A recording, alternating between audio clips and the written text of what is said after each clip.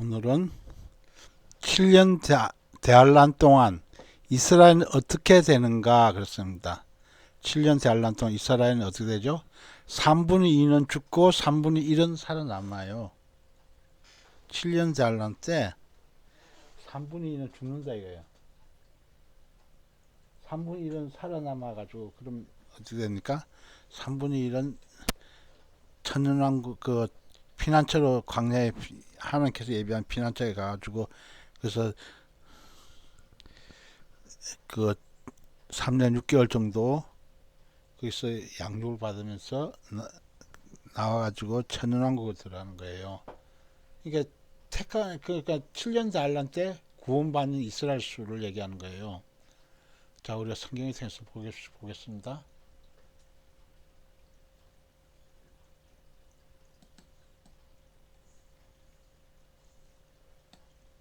자, 우리가 성경에서 뭐라고 되어 있습니까? 스가랴서 보겠습니다.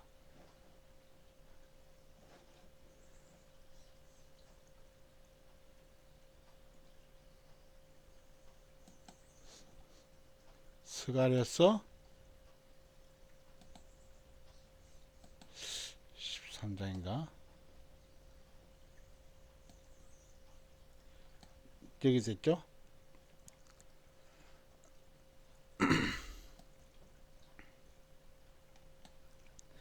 자, 여호와가 말하노라 이 온 땅에서 3분의 2는 멸절하고 3분의 1은 거기 남으리니 내가 그 3분의 1을 불 가운데 던져 은같이 연단하며 금같이 시험할 것이라. 그들이 내 이름을 부르리니 내가 들을 것이며 나는 말하기를 이는 내 백성이라 할 것이요 그들은 말하기를 여호와는 내 하나님이라 이시라 하리라 그랬어요. 자, 여기 스가랴서 보면 13절 보면 3분의 2는 죽고 멸절하고 죽는다 이거예요. 3분의 2는 거기 남다 그랬어요. 내가 그 3분의 1을 불 가운데 던져 은같이 연단하여 금같이 시험한다 그랬어요. 그들이 내 이름 부르니 내가 들을 것이며 그들이 이스라엘 백성들이 남한 이스라엘 백성 내 이름 부른다 이거 내가 들을 것이며 나는 말하기 이는 내 백성이라 한다고 그랬습니다. 그들은 말하기를 여호와는 내 하나님이시라고 하리라 했습니다. 그래서 이게 스가랴서 이 말씀하고 우리들이 똑같이 봐야 될 말씀이 뭐냐면 요한계시록 보면 돼 있어요.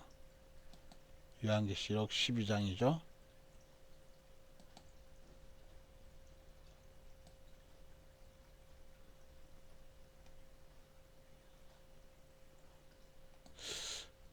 이렇게 돼 있어요. 이게 하늘에 전쟁이 있고 난 다음에 이게 나오는 거거든요.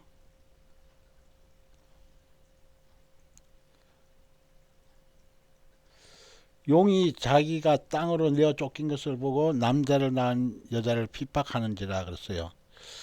그래서 그 여자가 큰 독수리 두 날개를 받아 광야 자기 곳으로 날아가 거기서 그 뱀의 낯을 피하여 한 때와 두 때와 반 때를 양육받음에 여자의 뒤에서 뱀이 그의 입으로 물을 강같이 토하여 여자를 물에 떠내려 가게 하려 하되 땅이 여자를 도와 그 입을 벌려 용의 입에서 토한 강물을 삼키니 용이 여자에게 분노하여 돌아와서 그 여자의 남은 자손 곧 하나님의 계명을 지키며 예수의 정글을 가진 자와 더불어 싸우려고 모래에서 들어갔습니다.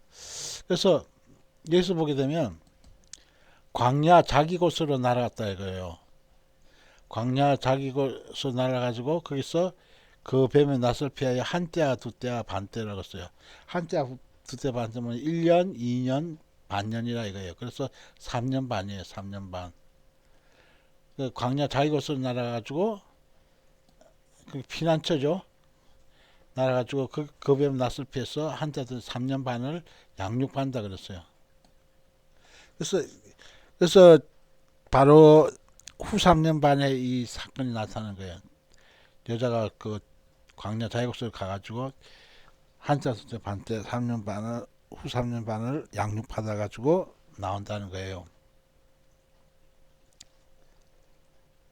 그래서 우리가 금방 읽은 말씀 스가랴서 13절 말씀과 같이 연관해서 봐야 된다는 것이 바로 그 말씀이에요.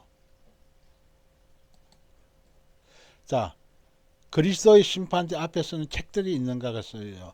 그리스도의 심판대는 이게 상급 심판대예요. 우리가 휴거돼 가지고 상급 심판대 올라가 가지고 앞에서는 책들이 없다는 거예요. 자, 그럼 백보자 심판대는 어떻게 돼요? 백보자 심판대는 책들이 많이 있죠? 자, 그리스도 심판대는 책들이 없는데, 자, 백보자 심판대는 뭐 우리가 계시록 20장에 있죠?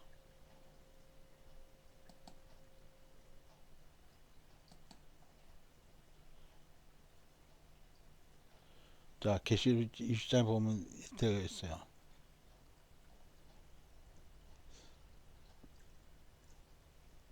보면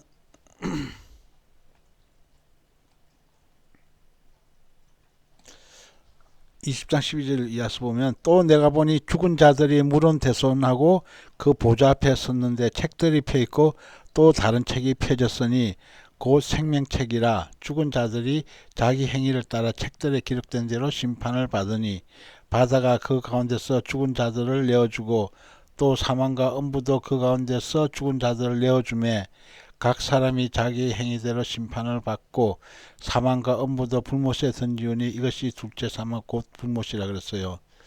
그래서 죽은 자들이 물은 대손하고 보좌 앞에 서가지고 책들이 펴있다 이거.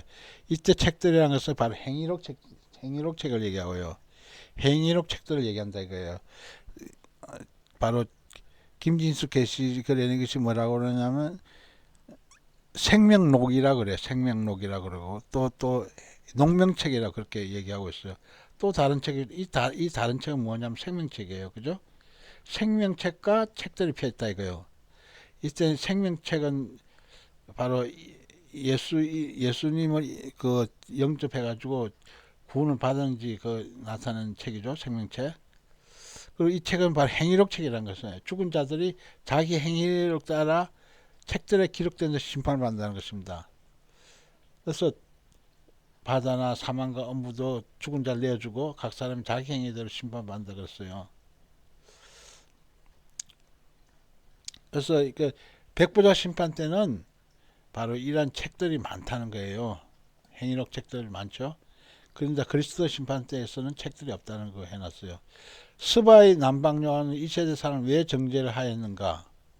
스바의 남방성은 스바는 에디오페 남방 여왕이 그 솔로몬의 지혜를 보고 올라왔어요. 솔로몬 왜 지혜를 보고 올라왔어요? 먼 거리를 말씀을 삼아서 먼 거리를 달려왔다 이거요. 말씀을 삼아서 먼 거리를 달려와야 되는데 달려오지 않다 이거예요. 그래서 우리가 많은 거예요. 솔로몬이 지혜의 말씀에 소문이 났으면 들어와야 되는데 사람들이 이 시대 사람들은 관심이 없다는 거예요. 왜 관심이 없을까? 자기 믿음 제일 최고로 하기 때문에 그런 거예요. 지금 휴거 문답에 최자 목사님 가르치고 있는데 휴거 문답만큼은 최자 목사님 아주 그 완전히 그 최고의 최고. 그래서 오늘도 갔다 오고 어제도 갔다 왔어요. 휴거 문답 최고라 그러면 이러면 휴거 문답의 내용 전부 다그 요한계시록 말씀이고 다 이거 다니엘서 말씀 인용하고 또 이렇게 여러 가지 또 성경 인용하고 있는데 그야말로 예언서 말씀을 계속 풀이하는 거예요. 예언서 말씀을 풀이하는데 사실상 이 예언서 말씀을 이거 풀이하는 사람이 거의 없고 또 이런 그 교제를 나눠주면서 이렇게 가진 사람도 없어요. 교제를 가르쳐 주는 사람은 이게 최자 목사님이 뭐 휴고 문답 해가지고 나온 것이 최고로 아주 잘 알아요. 왜냐하면 목사님은 문제 내고 우리는 답하고 해가지고 배우고 있는데 많은 목사님들이 거기서 배우고 있지만 서로 말을 못하는 거예요. 입 다물고 있는 거예요. 왜 그러냐면 이렇게 그래서 계속 교육 지도를 받은 사람들은 말이 그대로 탁탁 튀어나오는데 교육을 안 받은 사람은 말이 없는 거야. 가만히 있는 거야. 그냥 꾸물꾸물해서. 그래서 이 모든 행위들이 우리가 공부한 이 내용들이 전부 다 하나의 행위로 딱 기록돼 가지고 그것이 증거가 되는 거예요. 뼈박을 수 없는 증거가 되는 거예요. 그것이 또한 하나님께서 이것이 그 반열을 또 결정짓는 그런 거예요. 왜냐하면 이 땅에서 열심히 한 사람하고 안 한 사람하고 반열이 딱 나눠지는 거예요. 자, 우리가 이 말씀을 우리가 성경 말씀 통해서 봅시다. 마태복음 12장 42절 말씀 보겠습니다.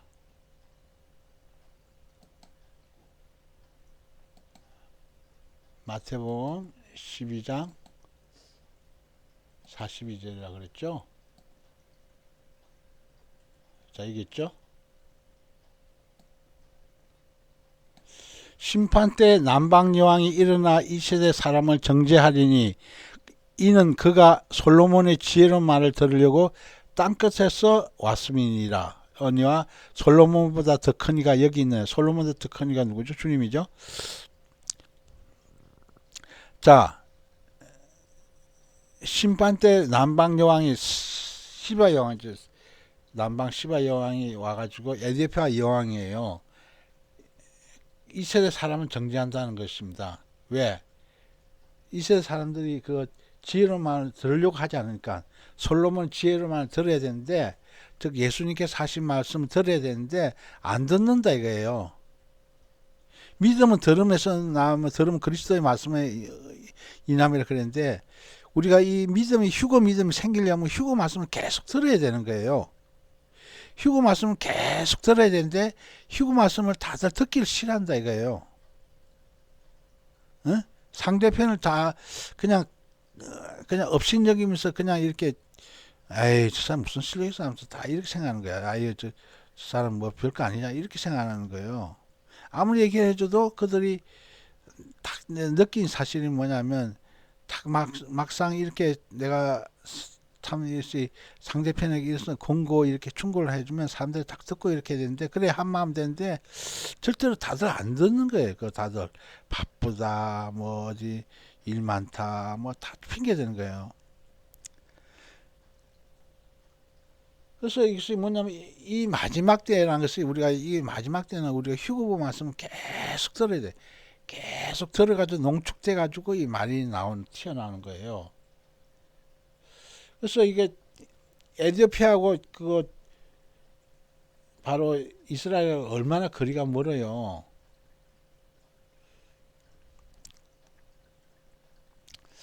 우리가 이게 지도를 통해서 한 봐도 알 수가 있어요. 우리 지도를 한번 볼까 이거? 지도를 보게 되면 우리가 어떻게 어디서 볼 수가 있죠?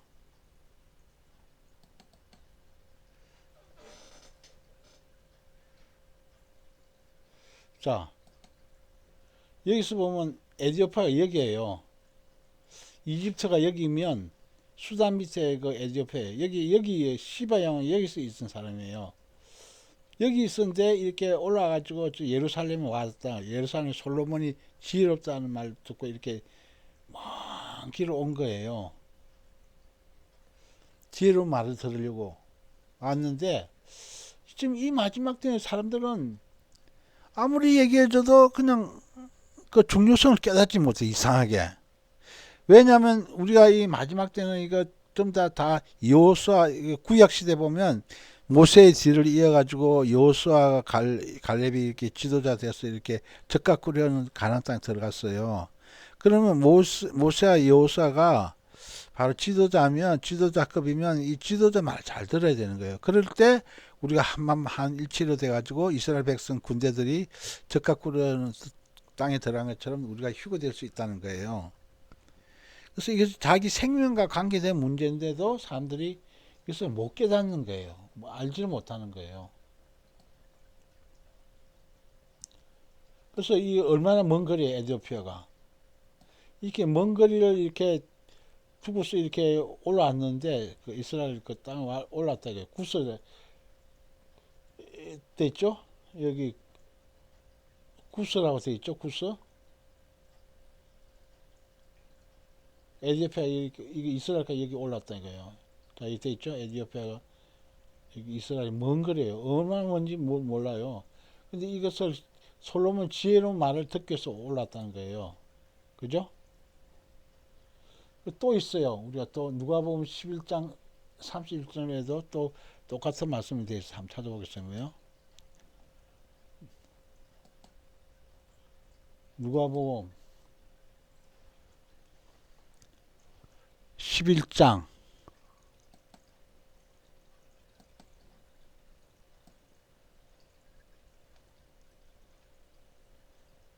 자, 여기 되어 있죠? 심판 때에 남방 여왕이 일어나 이 시대 사람을 정죄하리니 이는 그가 솔로몬의 지혜로운 말을 들으려고 땅끝에서 나왔음이니와 솔로몬보다 더 큰 이가 여기 있다 그랬습니다. 자,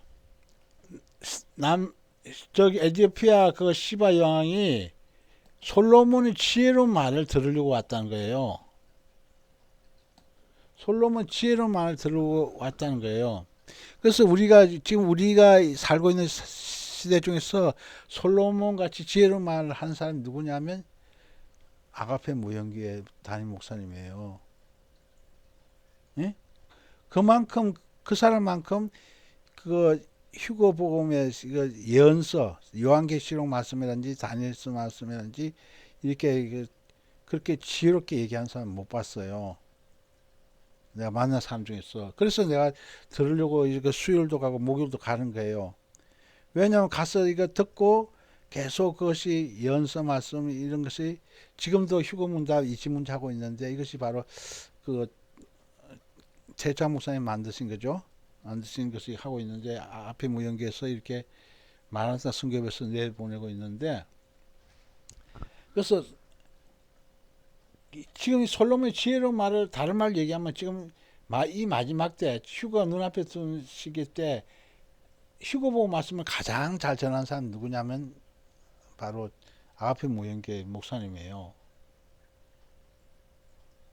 그래서 땅끝에 올라가서 그들이 배운 사람들 다 지혜롭게 됐다 이거예요. 계속 들으니까 이것이 깨닫게 됐다는 거예요. 그래서 이런 내용들이 좀 다 목사님이 중요한 것을 발췌해서 만든 거예요. 자, 또 보겠습니다. 마르틴 루터 존 칼빈은 계시록 17장 3절 붉은 빛 짐승을 무엇으로 보는가? 마르틴 루터하고 존 칼빈이 뭐죠?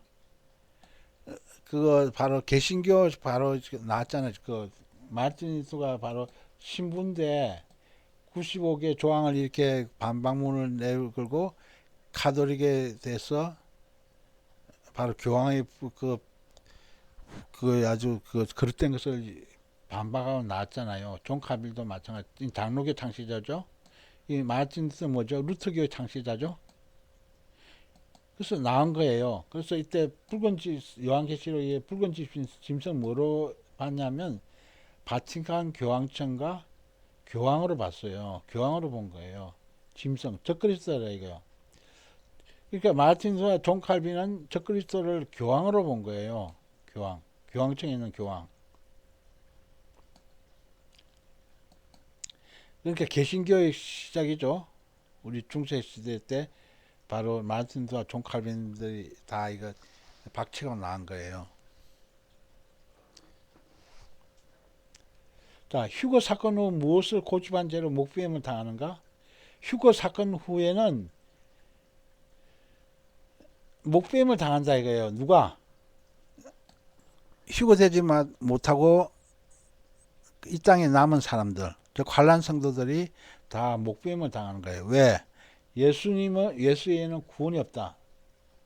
예수 외에는 구원이 없다는 사람이 뭐냐면 근본주의 신앙 가진 사람이에요.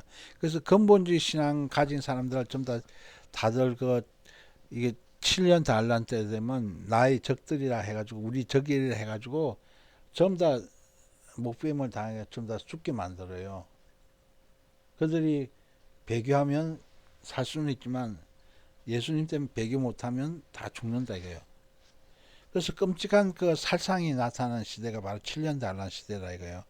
그래서 예수 외에는 구원 없다 하는 이렇게 믿는 근본주의 신앙 사람들은 다 죽는다 이거예요. 거의 다. 예수 외에는 구원 없다는 소리 뭐죠?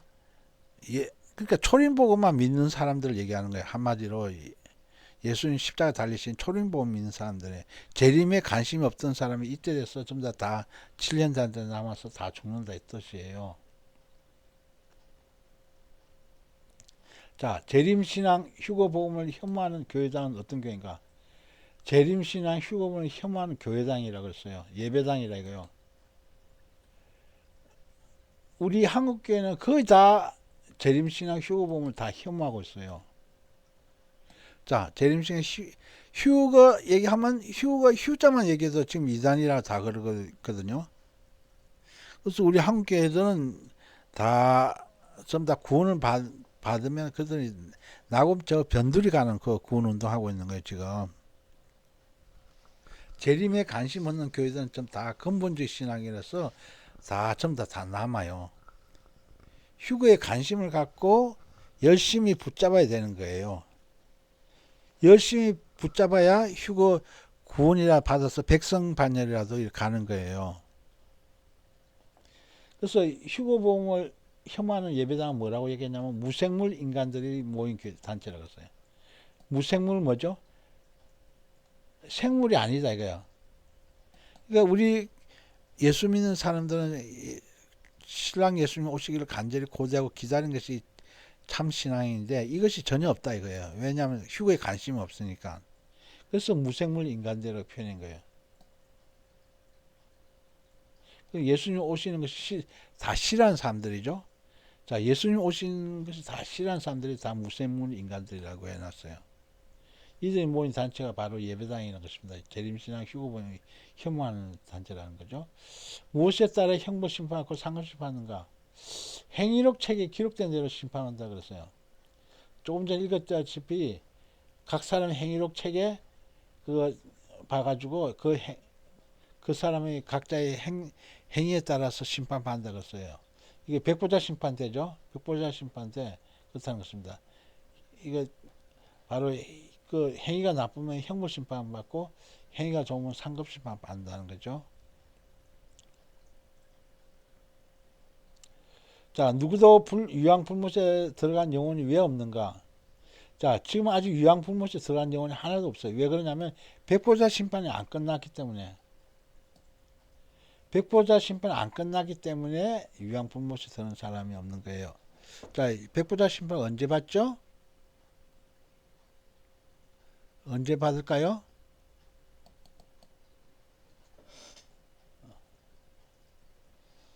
자, 백보자 심판 이때 받는 거예요. 백보자 심판 때 이때는 뭐죠? 이때 백보자 심판 때 이때 바로 아직 안 끝났기 때문에 그거 새하늘과 새 땅 이것이 안 열린 거예요.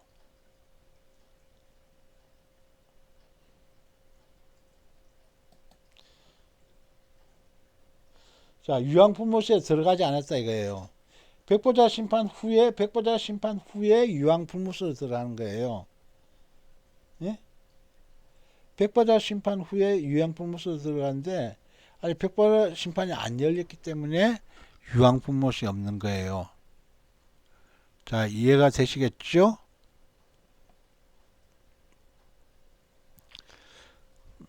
그래서 항상 우리들이 생각해야 되는 것입니다. 우리가 백보자 심판 때 들어가서 어마어마한 불행이라 이거예요. 자, 여기 그림 보세요. 백보자 심판이 후에 있는 것이 뭐죠? 죄인들의 최종 종착지예요. 불로스, 유황불못이라 이거예요. 자, 이때 그 음부 지역에 떨어진 사람들 다 부활시켜 가지고 남녀노소 할 것 없이 전부 다 음부 지역에 불신자들이죠. 불신자들 다 떨어져 가지고 불모 지역에 있는 사람들 다 끄집어 올려 가지고 물은 대선하고 바로 심판을 한다 그랬어요. 백보자 심판 때는 바로 이것이 그 음부 지역에 있는 사람들 다 부활시키고 또 뭐죠? 천년왕국 때 그 죽은 사람들, 천년왕국 때 죽은 사람들을 부활시키는 거예요. 천년왕국 때 죽은 사람들 부활시켜 가지고 여기서 착하고 선한 사람들은 바로 어디로 보내죠? 착하고 선한 사람들은 이쪽으로 보낸다 이거예요. 자, 다시 그림 볼게요.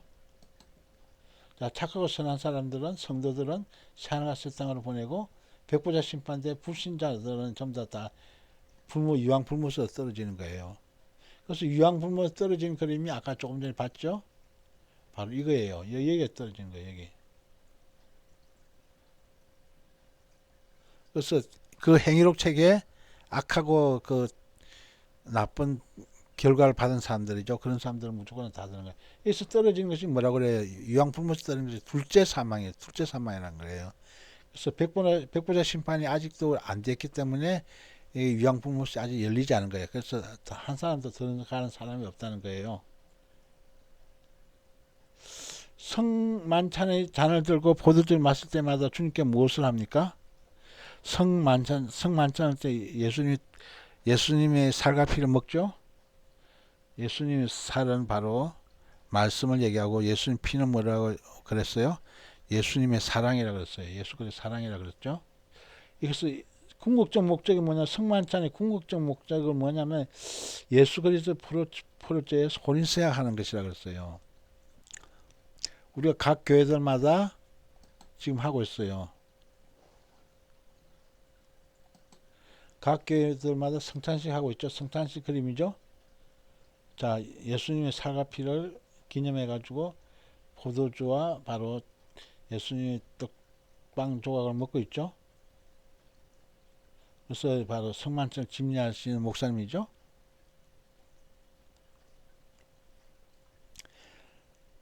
그래서 이것의 궁극적인 목적이 뭐냐면 혼인서약하는 프로포즈라는 거예요. 혼인서약. 자, 뭐라고 했어요? 예수 그리스도의 프로포즈 해가지고 예수 그리스도의 프로포즈에 혼인서약을 하는 거라 했습니다. 궁극적 목적이. 그래서 우리가 이 예수님의 살과 피를 기념하는 것이 굉장히 중요한 거예요. 자, 완전수 7단계 된 성막은 무엇인가 그렇습니다. 자, 완전수 7단계 된 성막은 뭐라고 했어요? 번제단, 물두멍, 떡상, 금초대, 향단, 휘장, 언약궤라는 거예요. 그래서 7개죠? 자, 우리 그림을 통해서 한번 보겠습니다. 7단계 성막이 뭐죠? 자, 우리 그림 여기 잘 돼 있죠? 자, 이 앞에 있는 것이 뭐죠? 번제단이잖아요. 그죠? 번제단이 1단계고, 그 다음에 여기 있는 게 물두멍이죠? 물두멍이 생겼다, 이거요. 물두멍에서 그 다음에 성소 휘장으로 안으로 들어가면 어떻게 돼요? 자, 성소 휘장 안으로 들어갔어요. 자, 이 성소 휘장 안으로 딱 들어갔더니 뭐가 있어요? 금초대가 있죠? 검등대라 그러죠? 검등대가 있고, 그 다음에 떡상이 있죠? 떡상. 여기 뭐예요? 분향단이죠? 분향단. 그러니까 이 안은 성소안이에요. 성소안. 자, 조금 전에 본 그림. 자, 이거는 바로 여기는 성막들 안이에요. 성막들 안. 성막들 안에는 누가 들어 있죠?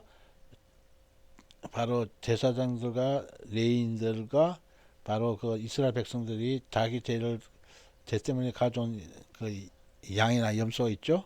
그래서 가져가 여기서 불태우는 거예요.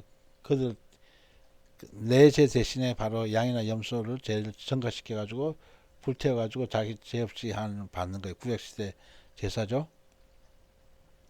근데 여기는 성막들 신앙이에요. 여기는 성막들 신앙이고 여기 이게 성소는 뭐죠? 성수하고 지성수가 있는 거예요. 둘로 나눠 가지고. 그래서 오늘 아까 조금 전에 그림 본 것처럼 여기가 바로 성소의 성소. 여기는 성소네. 여기는 누가 들어오죠? 제사장하고 대제사장하고 제사장들이 들어오는 거예요. 여기 레인이 못 들어와요. 그만큼 이것이 그 성막들 신앙보다 여기 있는 사람들은 그 신앙 성장이 높은 사람이에요. 무슨 알겠죠? 자, 그래서 금등대 관리를 하고 또 떡 관리를 하고 또 분향단 향을 피우고 있어요.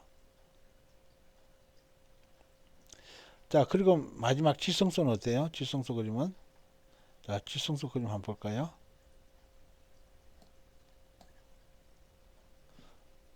자, 이게 지성소 그림이에요. 자, 이 지성소 그림, 이게 누구냐면 대제사장이에요.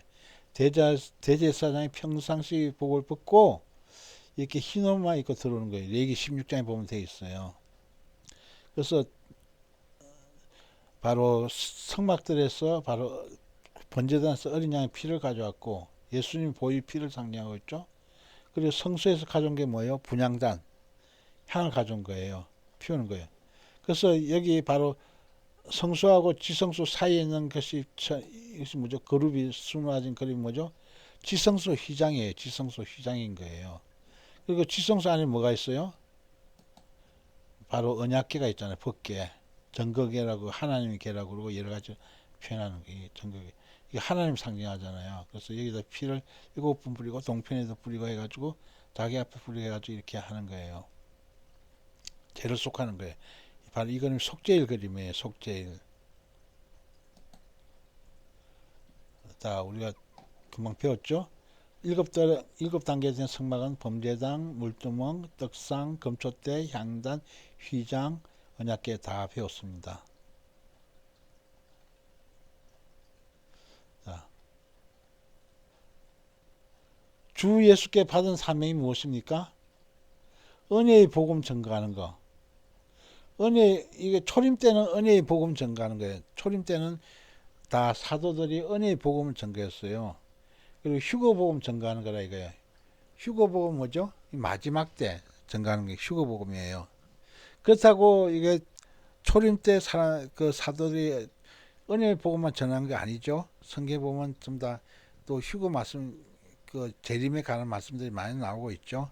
그래서 재림 복음을 전하고 했지만 초림 때는 좀 더 은혜의 복음을 전했다 이거예요. 십자가 복음, 은혜의 복음, 십자가 복음 얘기하는 거예요. 휴거 복음은 재림 복음 얘기하고 있죠. 재림 복음 얘기하기 때문에 더 그 고차원적인 복음이에요. 자, 교회의 지상 최대의 첫째 사명은 교회의 지상 최대 첫째 사명이 뭐죠? 마지막 때 휴거복음 전파가 교회의 존재 가치라는 거예요. 마지막 때는 뭐죠? 휴거복음 전파하는 거. 그러니까 주님이 가까이 오신다는 얘기를 자꾸 해가지고 사람들에게 그 경각심을 줘서 우리가 이 땅에 남지 않고 다 천국에 올라갈 수 있도록 해야 되는 거예요. 그것이 바로 휴거복음이라는 것이 뭐냐? 이 마지막 때는 죄인을 구하러 오신 것이 아니라 의인을 구하러 오신 거예요. 초림 때는 초림 예수님은 죄인을 구하러 이 땅에 오셨지만 이 마지막 때는 의인을 구원하기 위해서 오는 거예요. 그러니까 의인을 구원하기 위해서 오시는 거기 때문에 휴거인 거예요. 이 초림 예수 이것이 복음이 아닌 거예요. 재림 예수 복음을 이거 전해야 되는 거예요. 그것이 휴거 복음인 거예요. 휴거 복음 때 바로 이 마지막 때는 지상 최대의 사명이라는 거죠. 마음으로 예수를 믿고 집에서도 잘 믿으면 된다고 하는 것은 어떤 가르침인가? 귀신의 가르침이라고 했어요. 자, 마음으로 예수님을 잘 믿는다 이거야. 집에서 이게 교회 안 나고 예배당 안 나고 집에서 있다 이거요. 그러면 뭐가 되죠? 무형교회는 돼요. 무형교회는 되는데 유형교회가 아니라 이거요. 우리가 알다시피 아시아의 7개, 아시아 7개 뭐가 있습니까? 에베소, 스무나, 버가모, 두아디라, 사데, 빌라델베게, 라오디게 7개 있잖아요. 7개는 공이 뭐냐면 유형교회를 얘기하는 거예요. 유형교회. 즉 건물이 있는 교회라 이거예요. 그러니까 저 건물이 있는 교회하고 우리 개개인들은 무형교회고 건물이 그 눈에 보이지 않는 교회가 바로 무형교회고 눈에 보이는 교회가 유형교회인데 모두 유형교회 소속이 돼서 그래서 거기서 성도들 간에 교제를 나누고 대화를 나누고 떡을 나누고 이렇게 하는 거예요. 예찬을 하고 나누고 하는 거예요. 그래서 이렇게 혼자서 이렇게 그 독단적으로 예배 드리고 한다, 가정에서 한다. 이것은 바람직하지 하지 못한 거예요. 왜냐하면 우리들은 그 예배당은 바로 공동체 코이오니아가 이루어지려면 서로 간 대화하고 이렇게 코이오니아가 이루어지려면 서로 모여야 되는 거예요. 모이를 피하는 어떤 사람들이 습관까지 하지 말라 그랬잖아요. 그래서 모여야 되는 거예요. 그래서 다 같이 다 모두 다 그 유형교회 한 소속이 되어서 거기서 예배드리고 하나님 앞에 연합해서 예배드리고 하나님 앞에서 이렇게 찬양하고 기도하고 이렇게 해야 되는 거예요. 그래서 혼자서 이거 하는 것은 귀신의 가르침이라고 이렇게 표현했어요. 혼자서 예수 잘 믿는다고 하는 것은 귀신의 가르침이라고 그랬어요. 자, 하나님 창조의 뜻과 섭리를 바꾸고 구원의 방법을 바꾸는 사람은 뭐라고 했습니까? 하나님 창조의 뜻과 섭리, 이거 성경 66권 말씀이 이게 뜻과 섭리를 바꾸고 구원의 방법을 바꾸는 것은 바로 이단이라고 표현했어요. 그래서 하나님 말씀대로 우선 그 가르쳐야 된다는 것을 얘기해 주고 있죠. 휴거가 임박한 때 무엇을 차고 있는 것이 슬픈이니까 휴거 임박하고 있는 때 기저귀를 차고 있다 이거예요. 우리 한국 교회가 다 그래요. 휴거에 휴자도 관심이 없으니까 기저귀 차고 있는 거예요. 예? 그러니까 십자가 보고만 이렇게 알았지 재림 복음, 휴거 복음에서 전혀 모른다 이거예요. 그것이 바로 기저귀 찬 신자 교인이라 이거예요. 기저귀 차니까 뭐죠? 제대로 걸을 수 있겠어요? 아니면 뛰어갈 수가 있겠어요? 수준이 기껏 해봤자 낙원 변두리 가는 구원 운동이에요. 낙원 변두리 가는 사람들은 무조건 하고 다 7년 대하면 다 통과하는 거예요. 휴거에 동참하지 못하고 모두 다 7년 대하면 다 통과하는 거예요. 그래서 기적이 지금 휴거 임박해서 휴거 복음을 자꾸 들어서 영적 믿음이 성장해가지고 휴거 복음 성장해야 되는데 휴거 복음이 항상 없다 이거예요. 거의 다 기적이 차고 있다는 거예요. 초림 복음만 관심이 있다는 거예요. 재림 복음은 관심이 없다는 거예요. 그러니까 예수님 오신다는 소리 싫어하는 거예요. 교회 다니는 사람들이 예수님 오시는 거 싫어한다 이거예요. 그게 가장 큰 문제예요. 하나님의 말씀들 깨어있는 종들을 통하여 올라온 말씀을 함부로 정지하면 어떻게 되는가? 깨어있는 종들이 올라온 말씀들을 함부로 정지하고 이단, 사이비, 뭐 이렇게 등등 뭐 신비주의다 했었고 뭐 또 그 말씀에 대해서 핍박하고 이러면 성령 해방죄에 걸리는 거예요. 그래서 우리들이 마지막 때는 누가 저 사람이 주님께 가까이 올인했는지 그것을 잘 봐야 되는 거예요. 기대가지고 내 주변 사람들을 누가 과연 휴거보험을 잘 전하고 있는지 이것을 항상 살펴야 되는 거예요. 휴거보험에 관심 없으면 그것은 초림복음이에요. 초림복음 가지고는 우리들이 주님 앞에 갈 수 없다는 거예요. 휴거보험 주님 오실 때 심히 임박했던 소리 항상 입에서 나와야 되는 거예요. 입에서 나오지 않으면 안 된다는 거죠. 예수님과 백보자 심판석에 같이 앉아 심판하는 자들이 누군가 했습니다. 자, 백보자 심판 때 예수님과 백보자 심판석에 같이 앉아가지고 심판사는 누구냐면 예수 그리스도의 아바타가 된 왕권자 신부들인 것입니다. 아바타라는 것은 바로 닮은 꼴이죠. 예수님이 가장 닮은 왕권자 신부들이 바로 심판석에 앉아서 같이 심판한다는 거예요. 자, 신약 구약 포함해서 그리스도 안에 있는 자들은 어떤 부활입니까? 그리스도 안에 있는 자들은 무조건 첫째 부활이에요. 자, 7년 달란 때 첫째 부활에 참여한 자는 뭐죠? 목뱀 666표 그 때문에 목뱀을 받은 자들이 그거 바로 첫째 부활에 참여한 자들이에요. 7년 달란 때. 그러니까 우리들이 항상 신약 시대 때 천년매, 즉 다시 말해서 이방인 시대 때 바로 성령 시대 때 천년매 받은 자들하고 또 7년 잘난 때 천년매 받은 자들 잘 구분해야 되는 거예요. 이방 환란 시대 때 천년매 받은 자들은 유대인 13만 4천이에요. 유대인 13만 4천이 순교해 가지고 그들이 바로 분봉왕이 되는 거예요.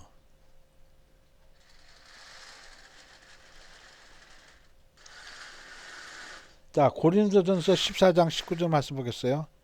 고린도전서 14장 19절 보면 1만 마디 방언 말하는 것보다 나은 것이 뭐냐. 1만 마디 방언했다 이거. 방언 많이 했다 이거요. 1만 마디 했어요. 근데 깨달은 마음으로 5마디 말하는 게 더 낫다는 거예요. 1만 마디 방언보다도 깨달은 마음으로 하나님의 말씀 깨달은 마음으로 5마디 말하는 게 낫다고 그랬어요. 고린도전서 14장 19절 한번 볼까요?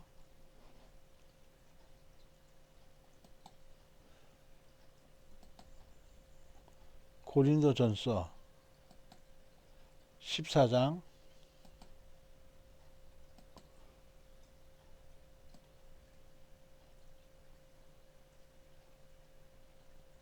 그죠? 그러나 교회에서 내가 남을 가르치기 위하여 깨달은 마음으로 다섯 마디 말을 하는 것이 일만 마디 방언으로 말하는 것보다 나으니라 그랬어요. 자, 교회에서 남을 가르치기 위해서 깨달은 다섯 마디 말이 일만 마디 방언보다 낫다 그랬어요. 그래서 우리가 부지런히 그 말씀을 상고하고 연구해서 말씀을 깨달아야 되는 거예요. 그래서 깨달으면 이 말이 바로 다섯 마디 말이 일만 마디 방언한 것보다 더 낫다는 거예요. 그렇다고 방언하지 말라는 소리는 아니에요. 방언하되 우리가 하나님의 말씀에서 깊이 있게 공부해서 연구해가지고 이 말씀을 잘 깨달아서 남에게 가르치는 것이 중요하다는 거예요.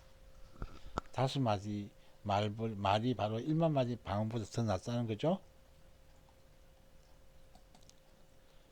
자, 기도 순서 요령은 무엇입니까? 기도 순서 요령은 첫째 그 성삼위 하나님께 바로 영광과 감사를 돌린다 이거예요.